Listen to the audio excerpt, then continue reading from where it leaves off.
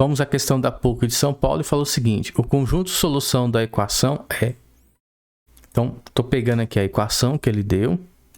Só que eu observo o seguinte, pessoal, que essa equação é formada por quem? Por denominadores que apresentam a variável x. Então, o que vai acontecer? Eu vou trabalhar primeiro com a condição de existência, tá bom? Então, a condição de existência,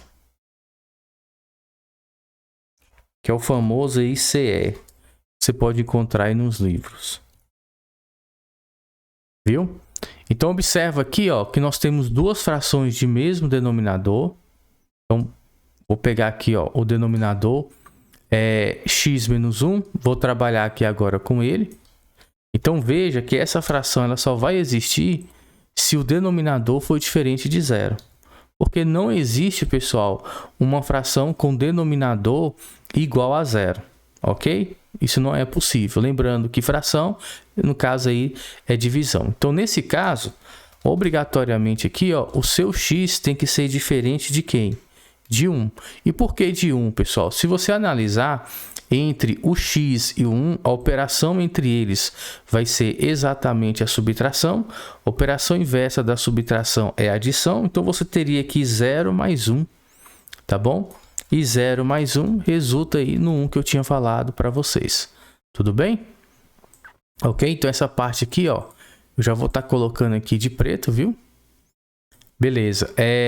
Então, vamos lá, então. Então, se o x é diferente de 1, então eu posso afirmar, pessoal, que o x ele vai pertencer aqui ao conjunto dos números reais.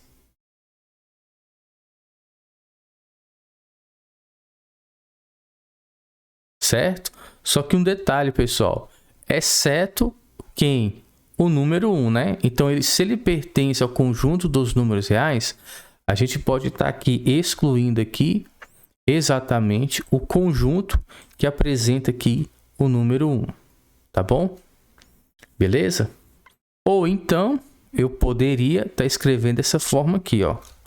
X pertence aos reais, aí eu vou colocar aqui agora o tal que... Ó, tá ok. O x, ele vai ser aqui, ó, diferente de 1. Então, eu também poderia estar escrevendo dessa forma aqui, ó. Então, essas duas representações aqui são válidas, tudo bem? Eu vou deixar no caso aqui, ó, só esse aqui, ó. X pertence ao conjunto dos números reais, menos quem? O conjunto que apresenta apenas o número 1. Então, vamos lá, então. Agora, o que eu vou fazer? Agora eu vou trabalhar aí com toda a equação. Então, eu vou pegar essa parte aqui do enunciado e vou agora trabalhar com ele. Então, vamos lá então, ó. O que vai acontecer aqui? Pessoal, observa o seguinte, que eu tenho aqui, ó, duas frações de mesmo denominador. Então, eu vou fazer o seguinte raciocínio. Por exemplo, no primeiro membro, entre a primeira e a segunda parcela, a operação entre eles é a adição. Então, o que vai acontecer? A operação inversa da adição é a subtração. Então, esse 3 ele vai vir aqui no segundo membro. Então, no final, eu vou ter aqui, ó, x sobre x menos 1. Aí, eu tenho agora menos 1 menos 3.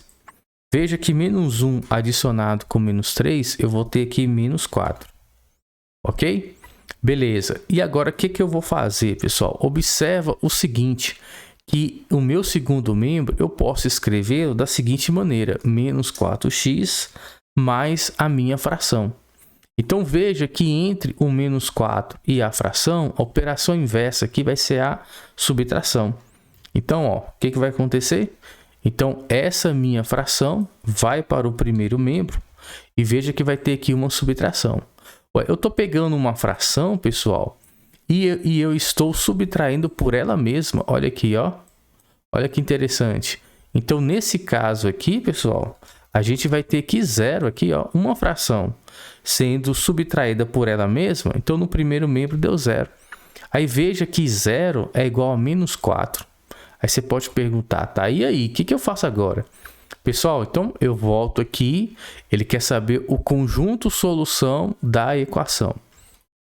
Então, vamos voltar aqui. Aí você vai ver o seguinte, pessoal.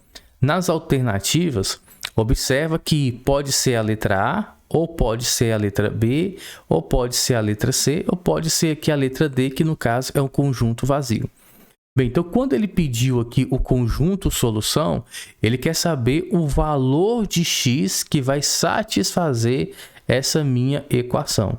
Então, nesse caso aqui, pessoal, não existe um valor para o x, uma vez que a gente sabe que o x aqui, ó, ele tem que ser diferente de 1. Então, teoricamente, antes de eu resolver a minha equação, o x poderia assumir qualquer valor real, exceto o valor 1. Tudo bem? Bem, só que quando eu desenvolvi a minha equação, eu encontrei o valor exato de x? Não, eu não encontrei o valor exato de x. Até porque, veja que nessa penúltima linha aqui, pessoal, do meu cálculo, observa que a variável x, ela desaparece da minha equação. Então, como é que eu vou encontrar o valor de x? Então, nesse caso, a gente pode concluir que o conjunto solução, que eu vou chamar aqui de S, o conjunto solução aqui, pessoal, vai ser o conjunto vazio. Aí você pode representar o conjunto vazio dessa maneira, ou então você pode representar o conjunto vazio dessa forma aqui. Cadê? É como se fosse o zero cortado. Olha aqui, ó. Então, portanto, deixa eu colocar aqui também o portanto. Vou colocar aqui de verde. Então, tá aí, ó. Então, a solução dessa equação é um conjunto vazio. Ou seja, você não conseguiu determinar de fato quem vai ser o valor de x nessa nossa equação. Bem, se for analisar as alternativas, a gente observa que vai ser a letra D, né? Então, eu vou registrar aqui, ó.